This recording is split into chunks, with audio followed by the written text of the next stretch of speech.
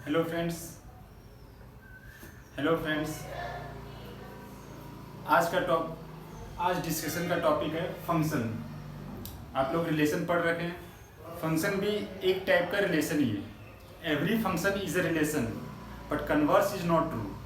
हर एक फंक्शन कोई ना कोई रिलेशन होगा और हर रिलेशन फंक्शन हो ये जरूरी नहीं है।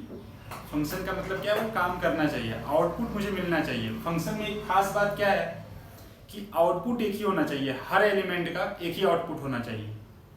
ठीक, जैसे देखते हैं, सबसे पहले इसका डेफिनेशन लिखते हैं। फॉर एनी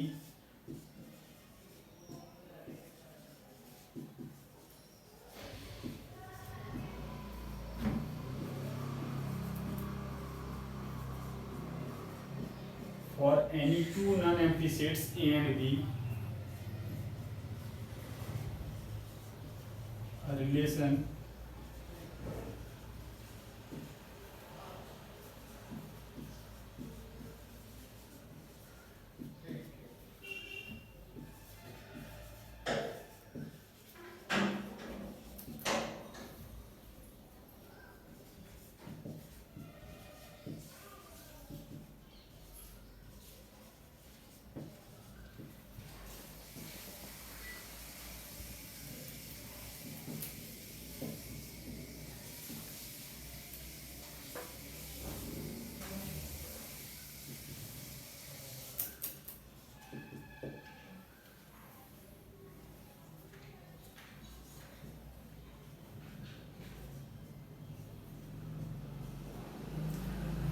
क्या है फंक्शन?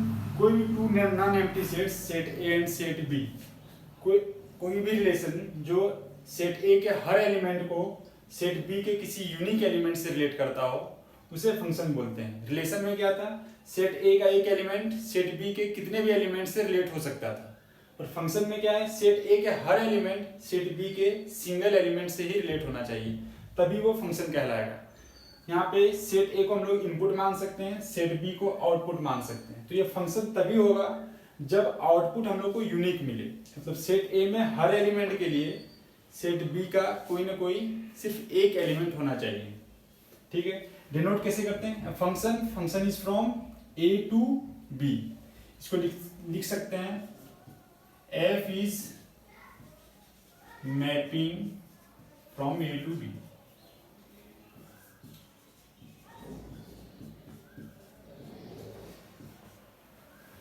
ठीक है,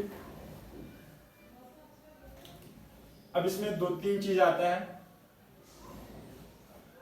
काम में। Let X is an element of ए।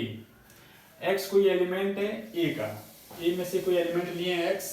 अब जैसे ही इस एक्स को फंक्शन नामक मशीन में पुट करते हैं तो जो आउटपुट मिलता है उसे हम लोग बोलेंगे एफ एक्स। यहां से जो मिलता है वो एफ एक्स है, और एफ एक्स कहां से मिलेगा मुझे? सेट बी से। तो F X is an element of B. फिर से ये क्या है? फर्स्ट कोऑर्डिनेट, बी क्या है? Second coordinate. तो फर्स्ट कोऑर्डिनेट को हम लोग इनपुट मान सकते हैं, सेकंड कोऑर्डिनेट को हम लोग आउटपुट मान सकते हैं। ये हम लोग दे रहे हैं उस मशीन में, फंक्शन नामक मशीन में, और बी क्या है? यहां से हम लोग को मिल रहा है। तो मिलने एक्स को इनपुट कराने से क्या मिलता है? F x. ठीक है, तो एक्स कहां से होगा? ए से।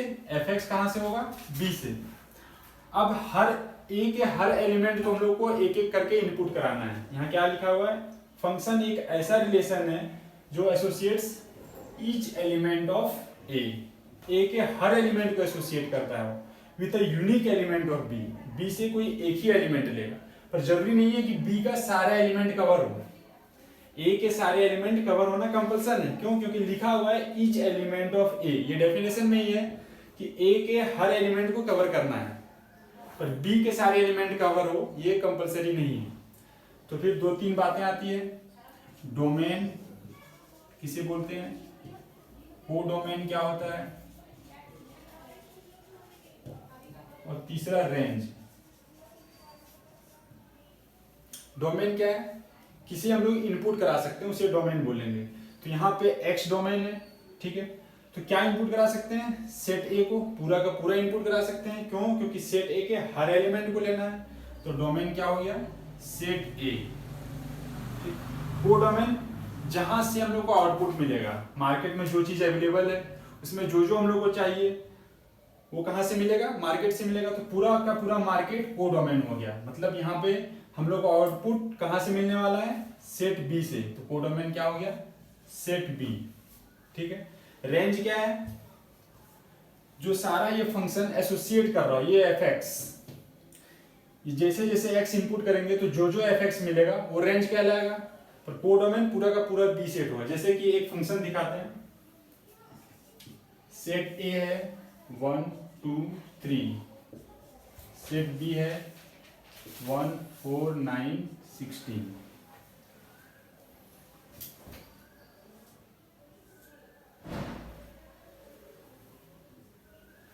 फंक्शन क्या है, फंक्शन है F X equal to X square.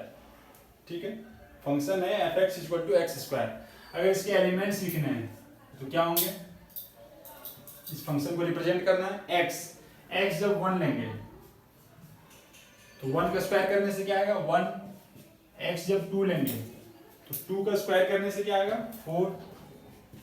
X जब 3 लेंगे 3 का स्क्वायर करने से 9।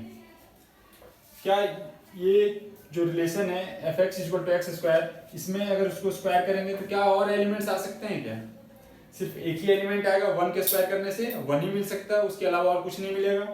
2 को स्क्वायर करने से एक ही एलिमेंट मिलेगा, 3 को स्क्वायर करने से एक ही एलिमेंट मिलेगा।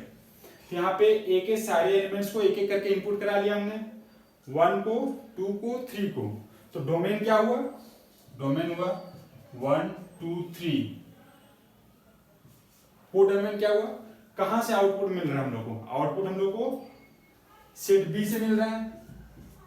तो सेट बी से जो जो मिल रहा है वो सारा कोडोमेन हो गया 1 4 9 16। रेंज क्या है, जिससे हम लोग को मतलब है बस।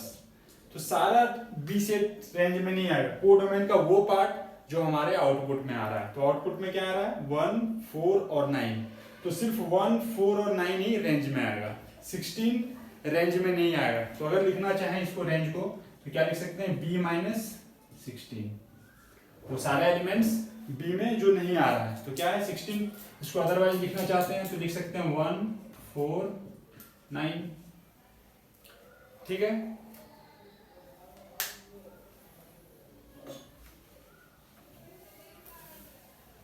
आगे डिटेल में पढ़ेंगे कैसे फाइंड आउट करना है डोमेन और रेंज को।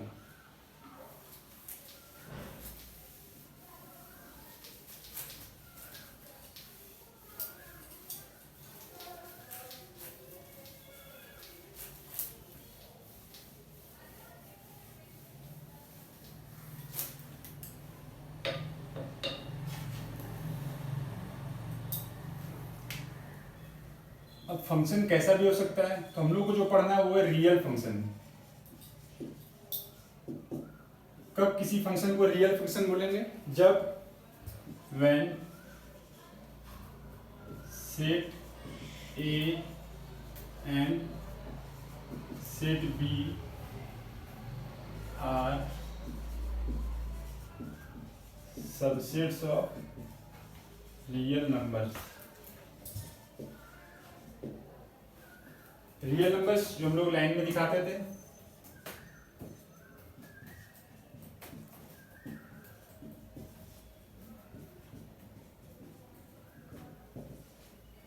इनके बीच में और सारे एलिमेंट्स होंगे कुछ भी। तो जब भी सेट ए और सेट बी रियल नंबर के सबसेट होंगे, मतलब सेट ए भी सबसेट होना चाहिए रियल नंबर का, सेट बी भी सबसेट होना चाहिए रियल नंबर का, तभी ये फंक्शन रियल फंक्शन कहलाएगा।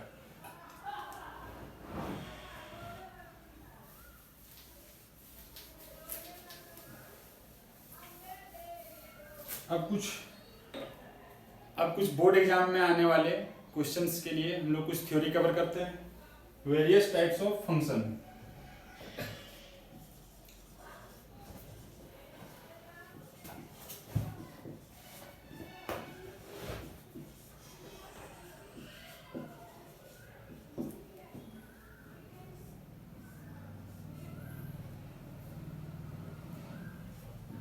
फर्स्ट है many one function.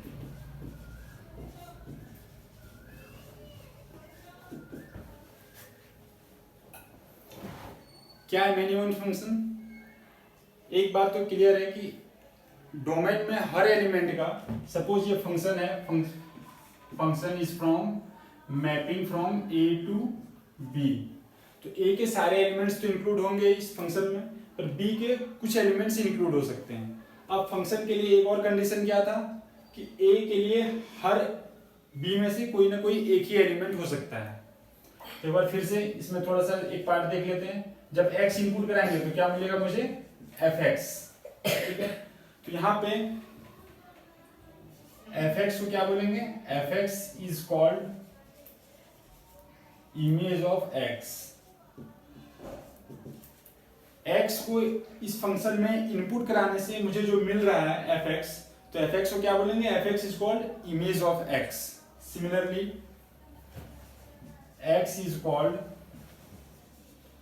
pre-image of fx,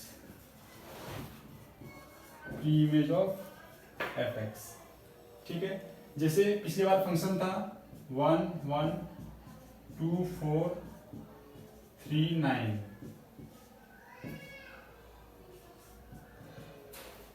ये क्या था function? fx equal to X square. तो इसमें अगर इसकी बात करते हैं 2 और 4, इस पेयर की बात करते हैं 2 and 4 की, ठीक है।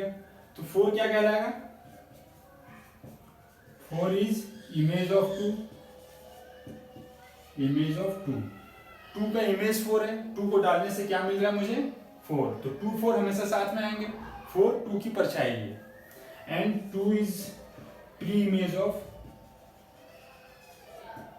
4, या 4 किसकी परछाई है? 2 के उल्टा भी बोल सकते हैं ऐसा, 4 इज इमेज ऑफ 2 या 2 इज प्री इमेज ऑफ 4, ठीक है।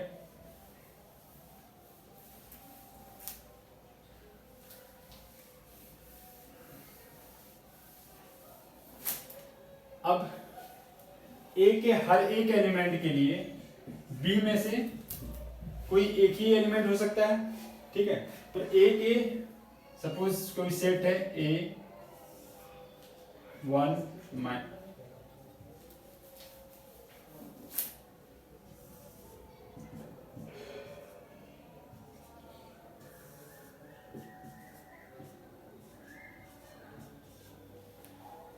और जो फंक्शन दिया हुआ है fx, ये क्या फंक्शन है? X square.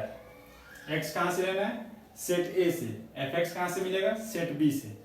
इसके एलिमेंट्स को स्क्वायर करके देखेंगे कि क्या मिल रहा है। -1 को स्क्वायर करेंगे तो भी 1 मिलेगा, 1 को स्क्वायर करेंगे तो भी 1 मिलेगा, 2 को स्क्वायर करेंगे 4, 3 को स्क्वायर करेंगे 9, ठीक है। तो यहाँ पे क्या देख रहे हैं कि सेट A के 2 एलिमेंट के लिए सेम इमेज मिल रहा है।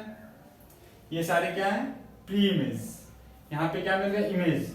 तो 1 क्या है? -1 का इमेज है, और 1 का भी इमेज है।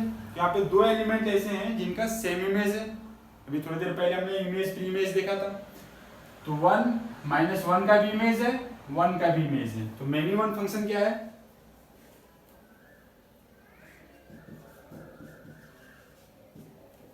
इफ 2 और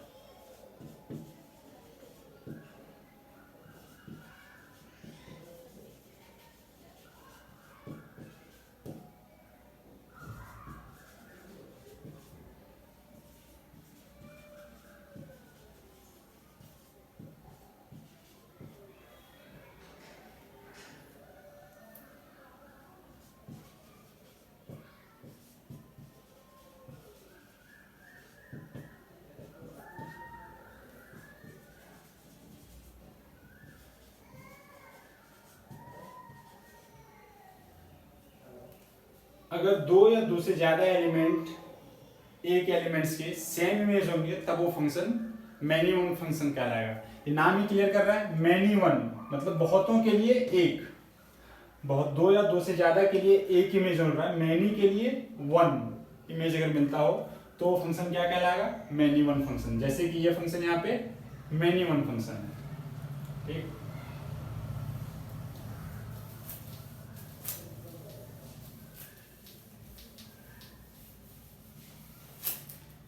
सेकेंड है 1 1 फंक्शन।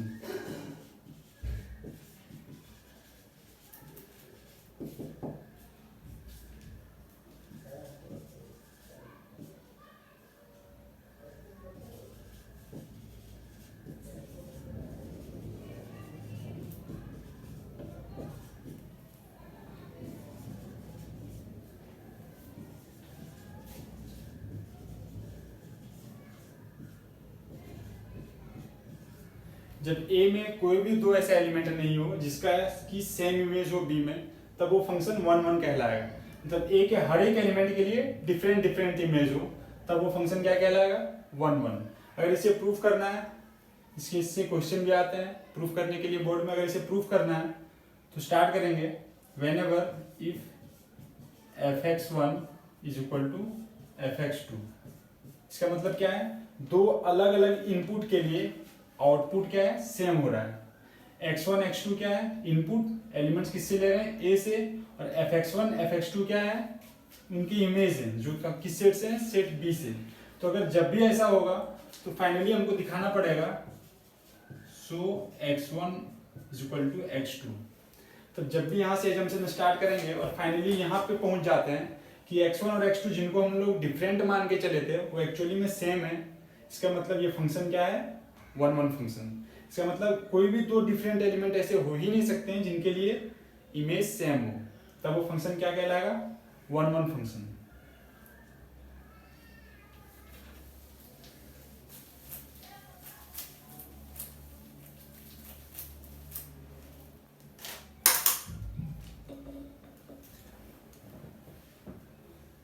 थर्ड,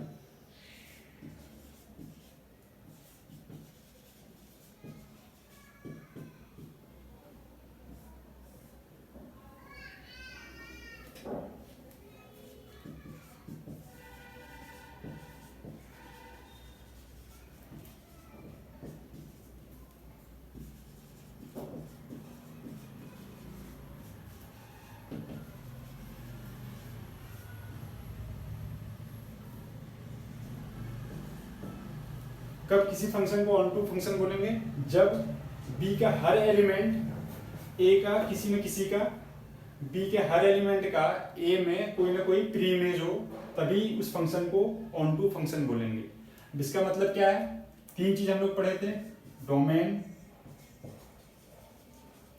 कोडोमेन और रेंज। डोमेन क्या है, सेट ए के एलिमेंट्स जो हम लोग की इनपुट करा रहे हैं, तो डोमेन सेट ए हो गया। कोडोमेन ऑलवेज जहां से हम लोग को आउटपुट मिल रहा है, तो आउटपुट कहां से मिल रहा है, बी से। रेंज क्या था, वो फंक्शन में ऑपरेट होने के बाद जो जो एलिमेंट्स मिल रहे हैं बी से, बी का पार्ट होता था, पर जरूरी नहीं है कि पूरा बी सेट हो। रेंज हमेशा सेट बी से होगा, पर कुछ एलिमेंट्स उसके छूट भी सकते हैं। लेकिन ऑन टू फंक्शन की क्या खास बात है, लिखा हुआ है डेफिनेशन में, if each element in B, B का हर एलिमेंट का कोई ना कोई प्री इमेज होगा, मतलब बी में से कोई भी एलिमेंट छूट नहीं रहा होगा, तब उस केस में रेंज क्या होगा, वो डोमेन के इक्वल हो जाएगा। ऑन टू फंक्शन के लिए क्या है, रेंज कोडोमेन के इक्वल होगा। क्यों, क्योंकि बी का कोई एलिमेंट नहीं छूट रहा है।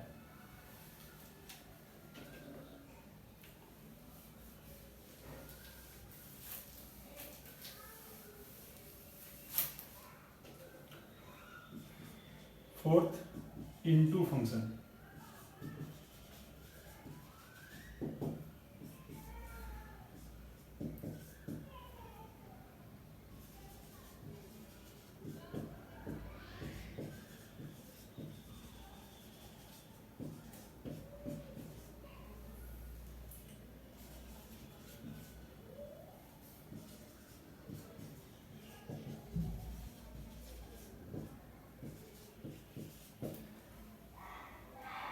कब किसी फंक्शन को इनटू फंक्शन बोलेंगे, जब बी में कोई एक भी ऐसा एलिमेंट हो जिसका कि प्री इमेज ना हो, तब उस फंक्शन को इनटू फंक्शन बोलेंगे। जैसे अगर ग्राफ में दिखाना हो, set A, set B, A B C 1 2 3, A related है 1 से, बी रिलेटेड है 1 से, सी रिलेटेड है 2 से। 3 एक ऐसा एलिमेंट है जिसका कोई प्री इमेज नहीं है, ठीक है। तो ये कैसा फंक्शन हुआ, इनटू फंक्शन। यही फंक्शन अगर b रिलेटेड हो 3 से, c रिलेटेड हो 2 से, तो b के सारे एलिमेंट रिलेटेड हैं किसी न किसी प्री इमेज से, तो ये फंक्शन क्या कहलाएगा, ऑन टू फंक्शन। ये हो जाएगा ऑन टू। यही अगर इनटू बताना हो तो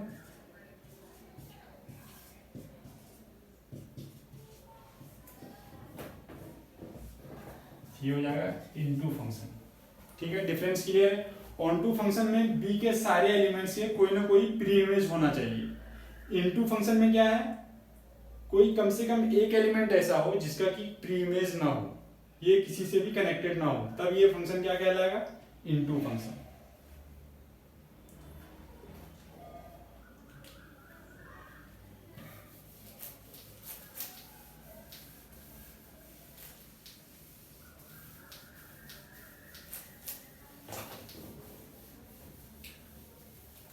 इसके आगे का पार्ट अगले क्लास में।